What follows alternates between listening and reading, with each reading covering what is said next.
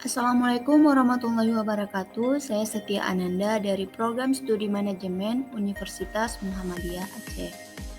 Pada kesempatan kali ini saya akan memaparkan materi yang berjudul Teknik-teknik pengambilan keputusan yang efektif. Pengertian dasar tentang teknik-teknik pengambilan keputusan yang efektif. Dalam suatu kondisi, ketika suatu organisasi akan melakukan pengambilan keputusan, maka hal yang perlu menjadi pertimbangan utama adalah keputusan yang diambil dapat menjadi keputusan yang efektif, di mana diharapkan keputusan yang diambil dapat berdampak langsung dan bersifat positif bagi kepentingan organisasinya.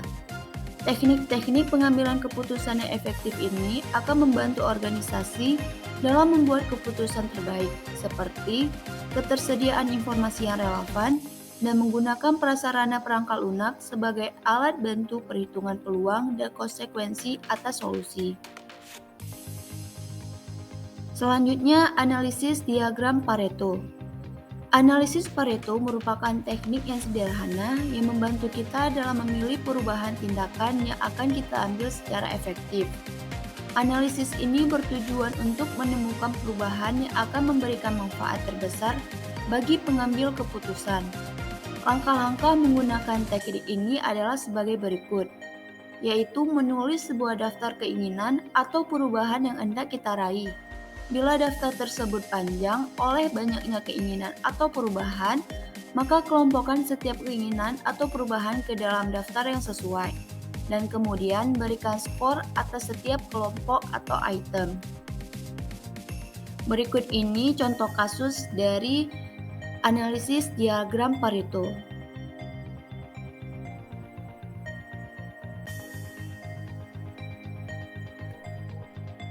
Selanjutnya, analisis perbandingan sepasang, yaitu teknik ini membantu kita dalam menetapkan tingkat kepentingan suatu alternatif dibandingkan alternatif lainnya. Teknik ini memudahkan proses pemilihan masalah yang paling penting untuk diselesaikan atau menurut skala prioritasnya, dan memilih alternatif solusi yang paling akan mendatangkan manfaat terbesar bagi organisasi. Langkah-langkah penggunaan teknik ini dapat dijalankan sebagai berikut, yaitu membuat daftar seluruh pilihan yang kita miliki, gambarkan tabel pilihan yang terdiri dari baris dan kolom pilihan, pergunakan tabel untuk membandingkan antara satu pilihan dengan pilihan lainnya. Untuk setiap perbandingan, tentukan mana dari dua perbandingan yang paling penting, kemudian tetapkan nilai untuk menunjukkan tingkat kepentingannya. Kemudian, satukan seluruh hasil dengan menambahkan nilai total untuk setiap pilihan. Nilai ini dapat dikonversi ke dalam persentase. Berikut ini contoh kasusnya.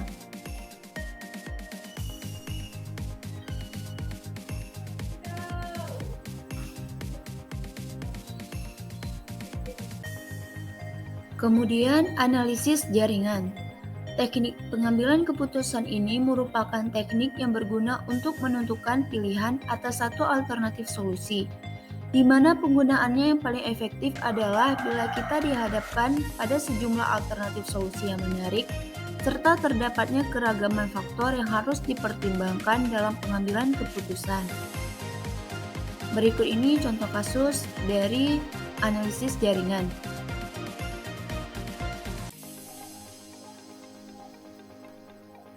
Kemudian ada teknik implikasi plus dan minus. Teknik pengambilan keputusan PMI menimbang implikasi plus dan minus dari suatu pilihan, solusi, atau tindakan. Teknik ini digunakan untuk melihat konsekuensi plus minus atau pro kontra dari suatu keputusan yang diambil. Langkah-langkah penggunaan teknik PMI dijabarkan sebagai berikut, yaitu menggambarkan tabel dengan judul setiap kolom, plus, minus, dan implikasi. Di dalam kolom plus, tulis seluruh konsekuensi positif dari suatu pilihan. Di kolom minus, tulis seluruh konsekuensi negatif dari suatu pilihan. Di kolom implikasi, tuliskan seluruh implikasi beserta hasil yang memungkinkan dari pilihan yang diambil baik positif maupun negatif. Kemudian, tentukan nilai untuk setiap konsekuensi yang telah ditetapkan. Dalam hal ini, penilaian dilakukan secara subjektif. Kemudian, totalkan seluruh nilai. Hasil total positif menunjukkan bahwa pilihan sebaiknya diambil, sedangkan nilai negatif sebaliknya. Berikut ini contoh kasus dari teknik implikasi plus minus.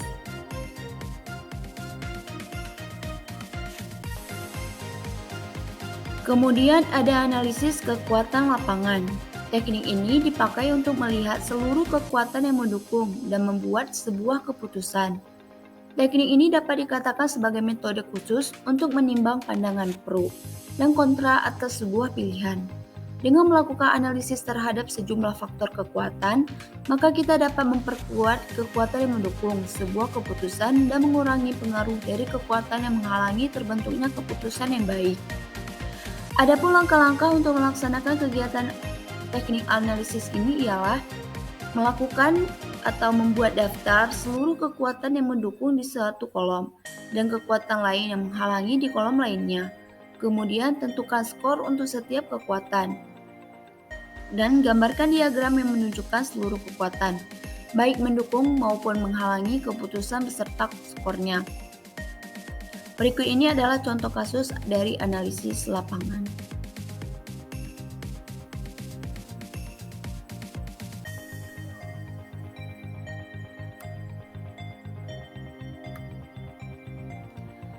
Selanjutnya ada analisis biaya dan manfaat.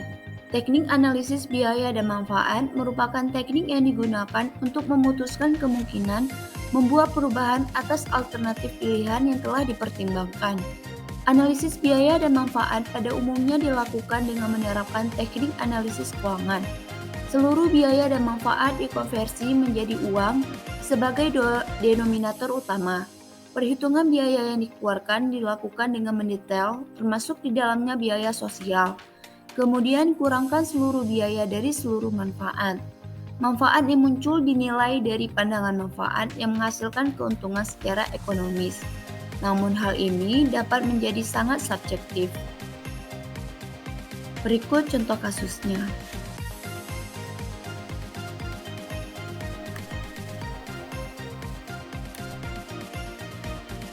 Oleh karena itu, dapat kita ambil kesimpulan bahwa pada analisis diagram memiliki poin penting, yaitu merupakan teknik sederhana yang memudahkan kita dalam mengidentifikasi masalah yang paling penting, masalah utama yang perlu mendapatkan perhatian segera untuk diselesaikan. Analisis Pareto tidak hanya memberikan gambaran pada kita tentang masalah yang paling penting untuk diselesaikan, namun teknik tersebut juga memberikan sebuah nilai yang memperlihatkan seberapa besar atau parah masalah tersebut. Kemudian pada analisis perbandingan sepasang, merupakan metode yang baik untuk mengukur kepentingan relatif dari sejumlah alternatif solusi dan tindakan. Analisis ini memudahkan kita dalam menentukan keputusan kalau skala prioritas dari masalah dan solusi tidak jelas, atau ketika seluruh solusi terhadap masalah memiliki kemungkinan menarik untuk dipilih. Teknik ini menyediakan kerangka untuk membandingkan setiap solusi atau tindakan terhadap alternatif solusi dan tindakan lain, dan memperlihatkan pada kita perbedaan kepentingan antara alternatif solusi. Kemudian analisis jaringan. Poin pentingnya adalah bahwa teknik analisis ini membantu kita dalam menentukan keputusan atas beberapa pilihan.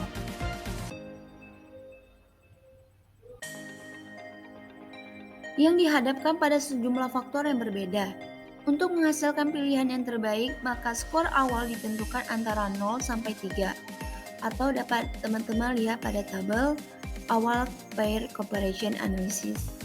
Angka skor tersebut merupakan bentuk konsensus tidak tertulis, namun tentu pembuat keputusan dapat menentukan angka skor antara 0 atau buruk sampai lebih dari 3 atau sangat baik. Total skor tertinggi menunjukkan pada alternatif solusi terbaik yang dapat dipilih. Kemudian teknik implikasi plus minus atau PMI. Poin pentingnya adalah bahwa teknik pengambilan keputusan ini merupakan metode yang baik dalam menilai pandangan pro, kontra, dan implikasi dari sebuah keputusan atau pilihan. Jika kita memiliki sejumlah tindakan yang akan diambil, PMI merupakan teknik yang baik untuk menilai kembali apakah pilihan yang diambil merupakan pilihan yang tepat atau tidak untuk diambil.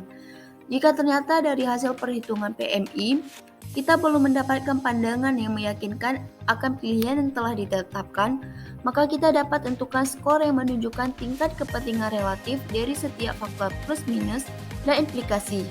Artinya, pengambilan keputusan harus benar-benar mencari faktor PMI yang baik dan menentukan skornya sesuai dengan tingkat preferensi yang mereka miliki. Sehingga total skor yang muncul menunjukkan apakah pilihan atau keputusan yang diambil harus dilaksanakan atau tidak. Kemudian analisis kekuatan lapangan. Poin pentingnya adalah bahwa analisis ini merupakan teknik yang berguna untuk melihat sejumlah kekuatan dan bila memungkinkan seluruh kekuatan yang mendukung maupun menghalangi suatu tujuan atau rencana yang akan diputuskan. Teknik ini membantu kita dalam menimbang tingkat kepentingan setiap faktor kekuatan dan kemudian memberikan input bagi kita tentang implementasi dari rencana, dilanjutkan atau tidak. Pada dasarnya, teknik ini memberikan gambaran yang membantu kita dalam mengidentifikasi sejumlah perubahan yang dapat dibuat untuk memperbaiki rencana guna meningkatkan pengambilan keputusan yang terbaik. Selanjutnya, analisis biaya dan manfaat. Poin pentingnya adalah bahwa teknik biaya dan manfaat merupakan teknik yang mudah digunakan untuk menentukan keputusan. Langkah awal untuk menggunakan teknik ini adalah menemukan biaya apa saja yang akan muncul dan berapa nilai seluruh biaya. Langkah selanjutnya, menentukan sejumlah manfaat ekonomi yang dihasilkan dari suatu tindakan. Penentuan nilai biaya dan manfaat harus dilakukan dengan tepat agar tidak terjadi penilaian yang terlalu besar atas keduanya. Karena penilaian yang terlalu besar justru menghasilkan bias keputusan. Analisis ini dapat dilakukan hanya dengan menggunakan biaya dan manfaat keuangan saja. Namun kita dapat mengikut sertakan analisis faktor-faktor intangible. Namun bila faktor tersebut ikut dihitung, maka kesulitan penentuan nilai sebenarnya akan muncul. Sehingga kita tidak dapat menghindari proses penentuan nilai biaya dan manfaat secara subjektif. Demikianlah pemaparan materi dari saya, lebih dan kurang saya mohon maaf. Wabillahi taufiq walhidayah. Wassalamualaikum warahmatullahi wabarakatuh.